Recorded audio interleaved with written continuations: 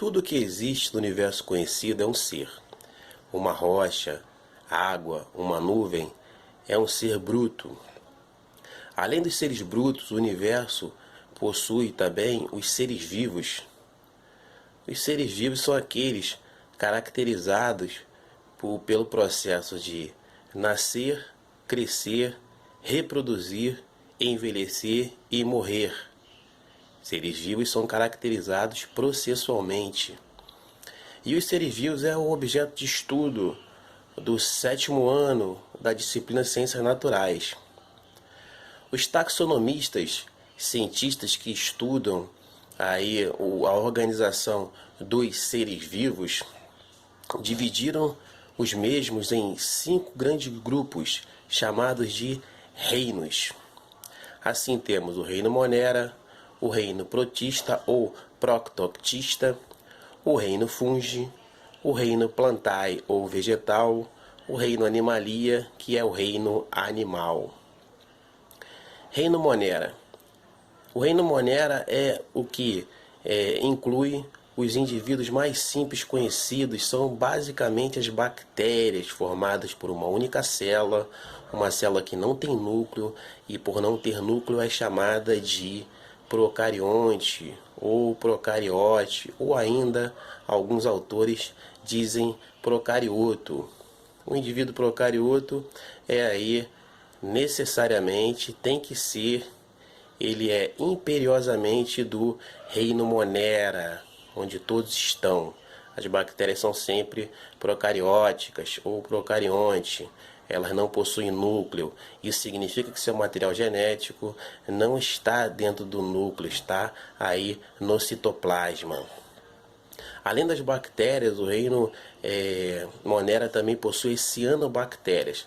A diferença entre esses dois grupos de micróbios aí procariontes é que, enquanto as bactérias são heterotróficas, precisam se alimentar de outros seres vivos, as cianobactérias produzem seu próprio alimento, são autotróficas ou autótrofas. Então, enquanto as bactérias são heterótrofas ou heterotróficas, as cianobactérias são autotróficas ou autótrofas. Elas, através de fotossíntese, as cianobactérias produzem seu alimento, diferente das suas irmãs que, tendo heterotróficas, as bactérias precisam se alimentar de outro ser vivo.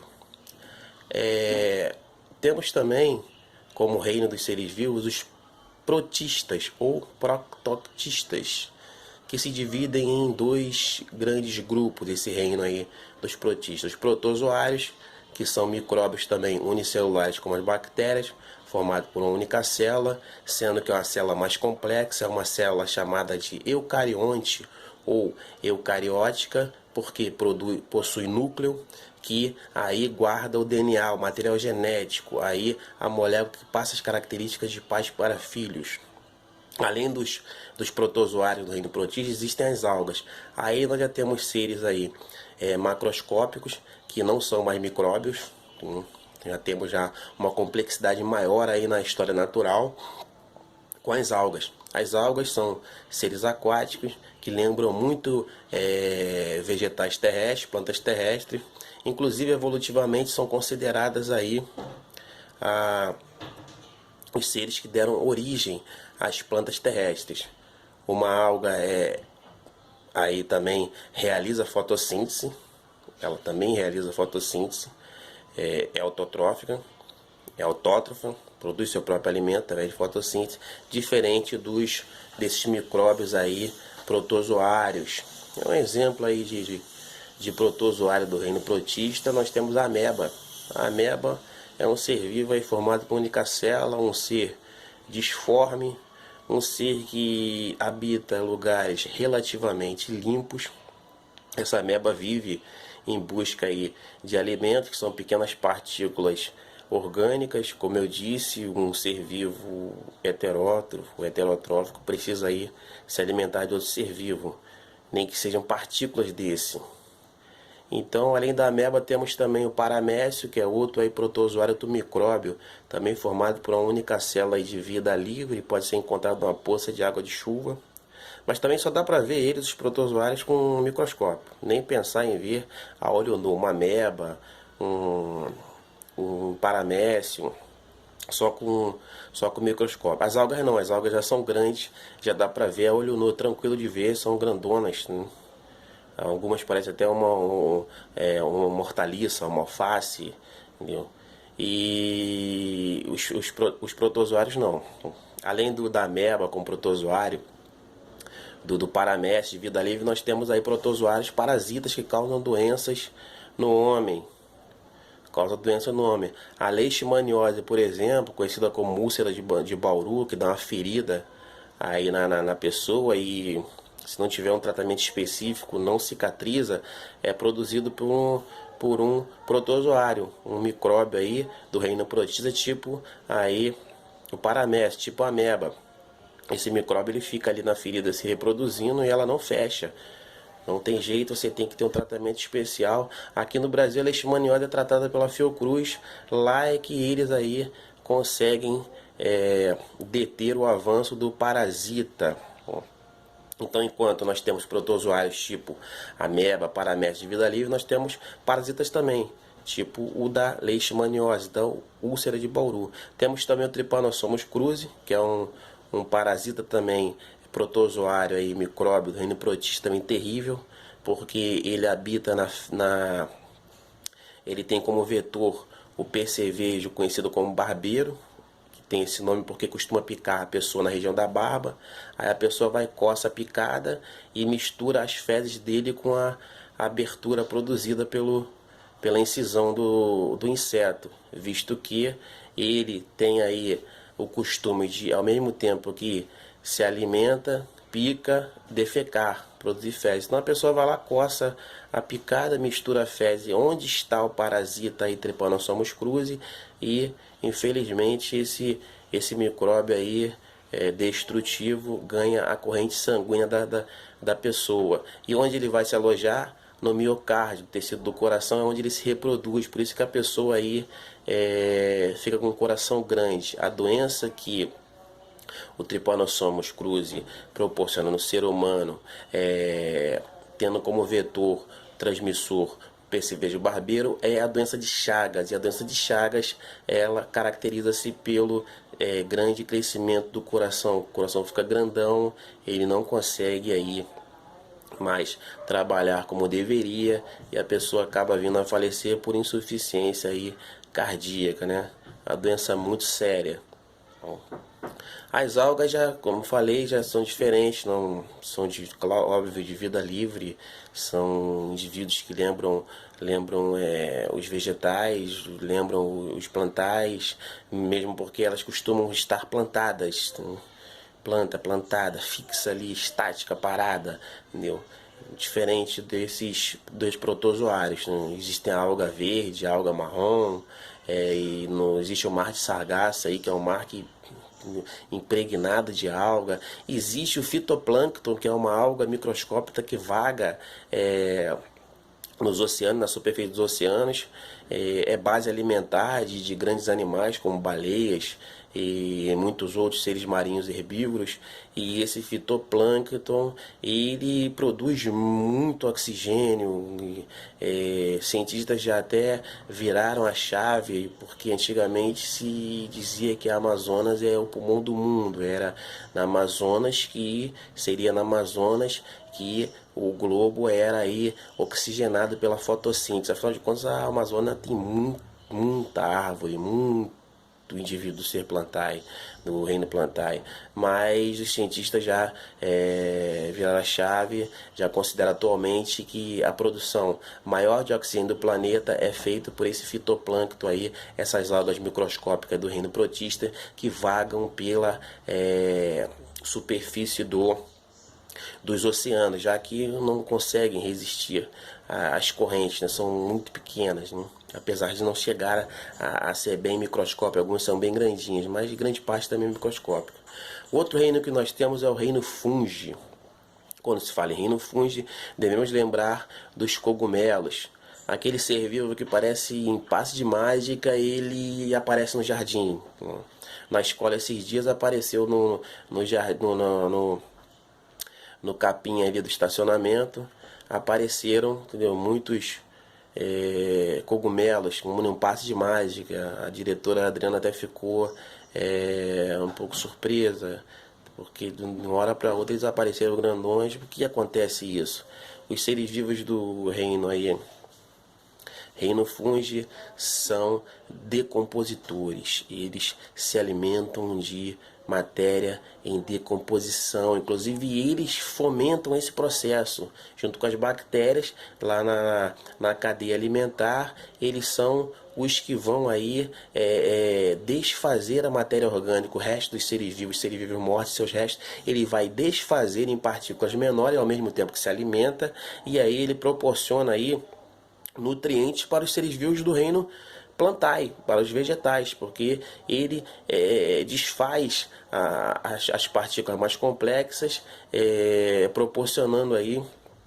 proporcionando condições para que outros seres se alimentem dessas partículas mais simples, da parte das complexas que eles digeriram. Então, os seres vivos aí do reino fungi são decompositores, eles decompõem a matéria, eles estragam a matéria e assim se alimentam. Por isso que no estacionamento da escola apareceu de uma hora para outra, entendeu? Como num passe de mágica, os cogumelos. Ali tinha alguma matéria em decomposição, seja fezes, eles costumam aí aparecer em fezes, ou resto de animal mesmo morto, algo desse tipo aconteceu ali. Os indivíduos do reino fungi são, junto com as bactérias, considerados os coveiros aí dos seres vivos, né? Então, algo desse tipo aconteceu. Mas os indivíduos do reino fungi, eles também já deram à humanidade, além dessa decomposição imprescindível à vida na Terra, dos outros seres vivos, eles também proporcionaram à humanidade benefícios, como a penicilina, que salvou muitas pessoas, milhares de pessoas de tuberculose. A penicilina, ela é aí, na verdade, uma substância produzida pelo fungo penicillium. E existiu um cientista, Alexander Fleming, que estava estudando as bactérias aí, o bacilo de Koch, que é a bactéria que causa tuberculose. Ele estava estudando para ver se ele conseguia aí um remédio para as pessoas. Na época a tuberculose não tinha cura, e ele saiu para viajar e deixou lá a cultura de bacilo de Koch, do micróbio que produz a tuberculose, lá no seu laboratório lá, e foi viajar. Quando ele voltou, ele percebeu que a cultura lá onde o micróbio da tuberculose ficava estava sendo aí, estava um pouco coberta, entendeu? Parcialmente coberto por um fungo, pelo penicillium. E quando ele verificou aí o estado das células produtora da tuberculose do bacilo de Koch, viu que elas estavam mortas. Pela ação, ele relacionou que seria pela ação do penicillium. E realmente o penicillium é um fungo que compete por alimentos com outros micróbios. E a competição dele, ele utiliza uma substância que a gente pode chamar de veneno, foi o antibiótico aí produzido, chamado de penicillium. Então salvou muitas vidas. O Alexander Fleming percebeu isso e começou a produzir a partir dos fungos esse antibiótico que chamou de penicilina, porque vem do fungo penicillium. Os indivíduos do reino fungo também, eles participam da culinária. Você tem o estrogonofe, que é feito com cogumelo champignon, pratos sofisticadíssimos aí, da culinária internacional, que lança a mão de cogumelos, de fungos, de seres vivos desse reino para alimentação. O levedo, que é um ser aí microscópico também. Existe um levedo que produz cerveja. As cervejarias fazem isso, elas pegam muitos indivíduos aí do reino fungi microscópico, fecham num lugar com cevada, que a cerveja vem da cevada, e deixam eles ali se alimentar da cevada. No que eles se alimentam da cevada, eles não consomem a cevada totalmente, eles apenas uma parte, eles digerem da cevada, na verdade decompõem, e a gente tem aí a cerveja a partir desse processo que é anaeróbico. Existe anaeróbico por quê? Porque esses seres vivos unicelulares do reino fungi, eles respiram sem oxigênio, de forma anaeróbica. E essa respiração sem oxigênio é a retirada de energia da cevada. E essa retirada de energia da cevada sem oxigênio também é comumente chamada de fermentação.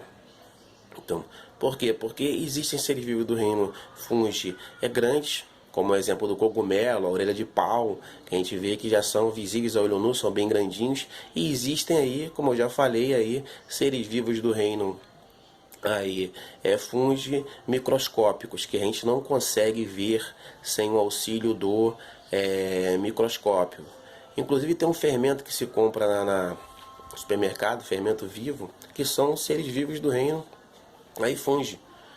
São seres vivos do reino fungi microscópicos em grande quantidade. Aí é uma massa, você coloca no pão, no bolo, ele fermenta também, acaba liberando algo como na cerveja, fazendo a massa crescer. É por isso que a massa cresce com esse fermento aí biológico que chama fermento vivo, porque na fermentação deles eles produzem álcool e acaba estufando o pão e o bolo, e eles ajudam na culinária muito. Também existem fungos venenosos também, né? Existem fungos causadores de doença.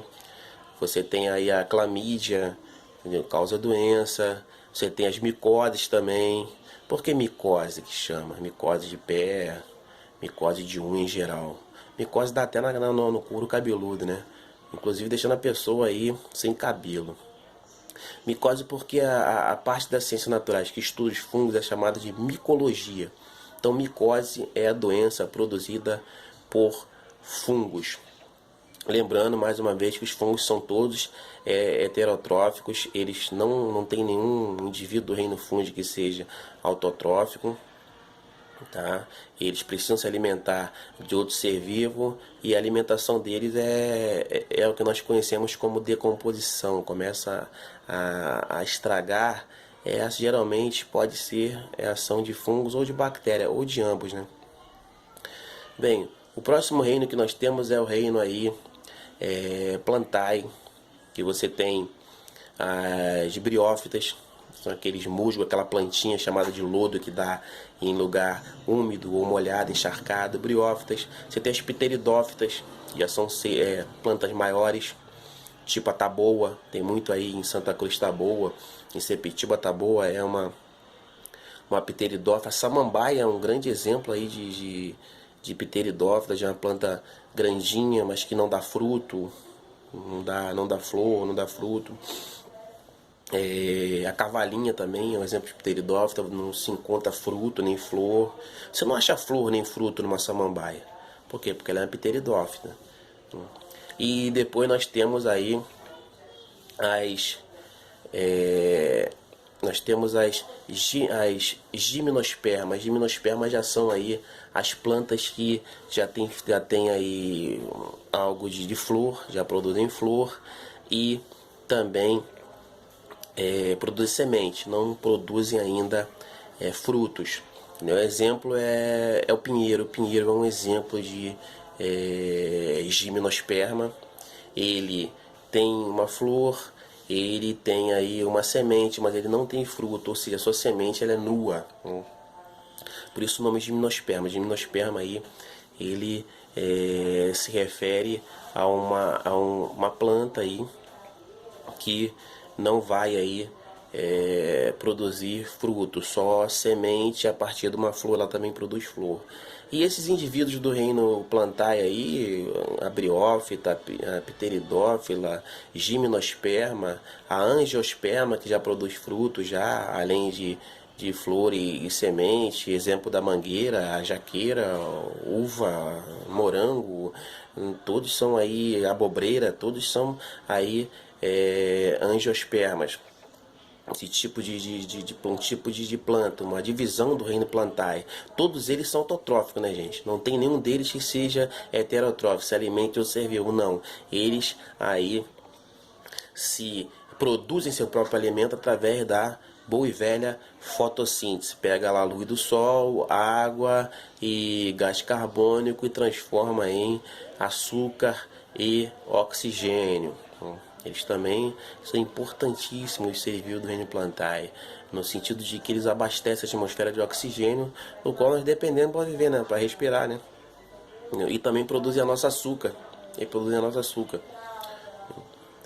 Os outros seres vivos são os seres vivos do reino aí animal, ao qual nós pertencemos, todos, absolutamente todos aí,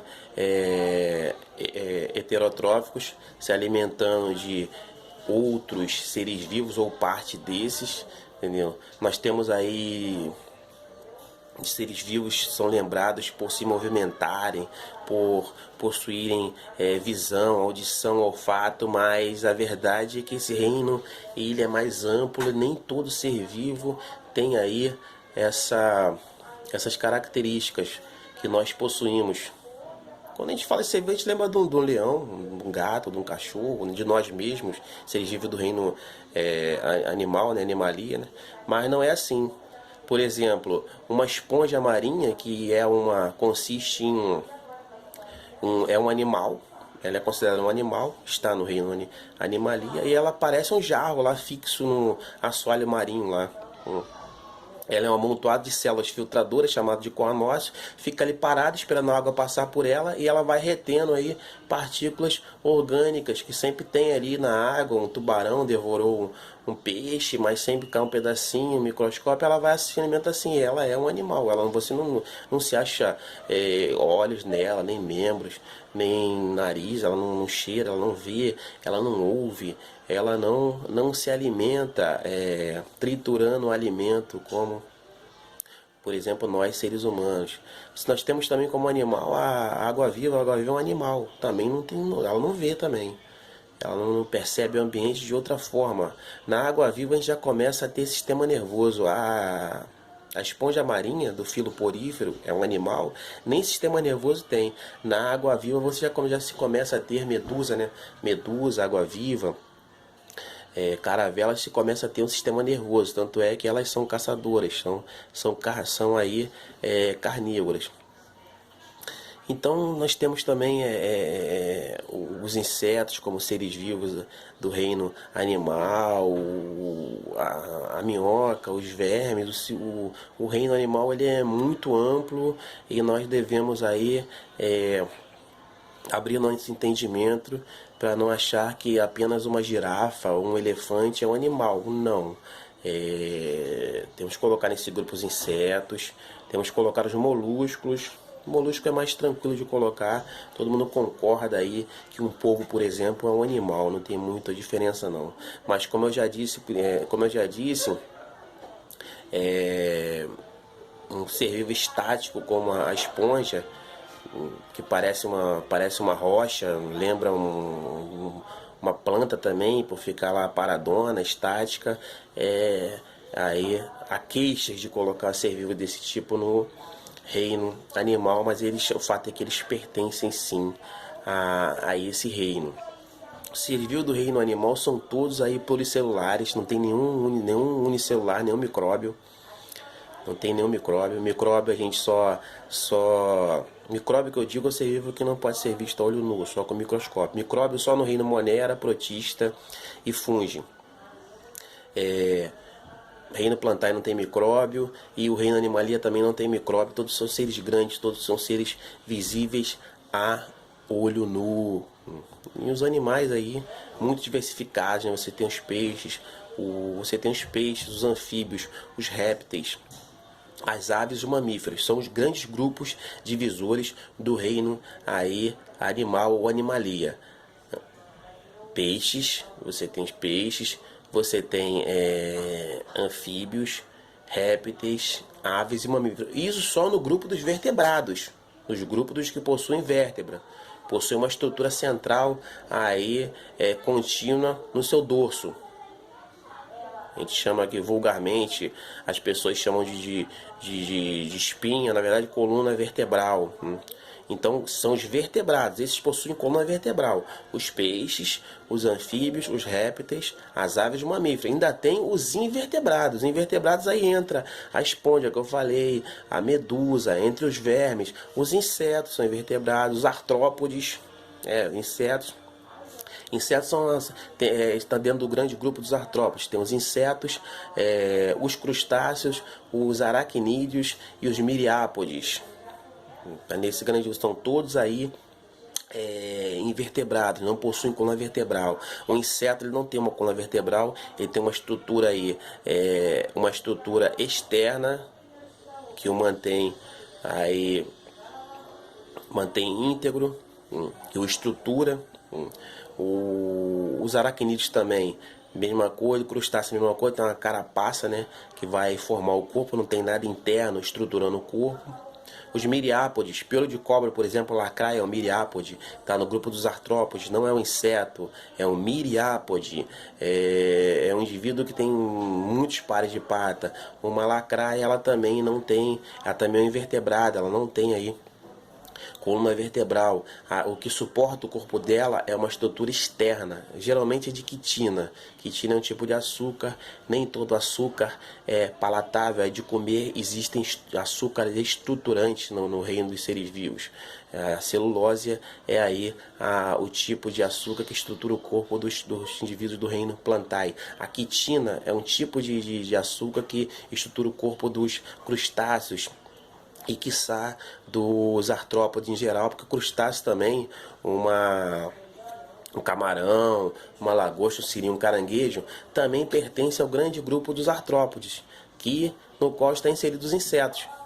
Estão inseridos os aracnídeos também. É por isso que eles se parecem tanto, dá uma aparência, um camarão com inseto, um siri, uma lagosta com inseto. Por exemplo, uma lagosta se parece muito com um escorpião, sendo que o escorpião está no grande grupo dos animais artrópodes, mas o seu grupo dentro dos artrópodes é o dos aracnídeos e a lagosta é dos crustáceos, mas ambos aí são animais. Então, gente, o grupo dos animais é muito complexo. Você tem animal em quase todas as partes do planeta Terra. Tem animal que voa, que nada.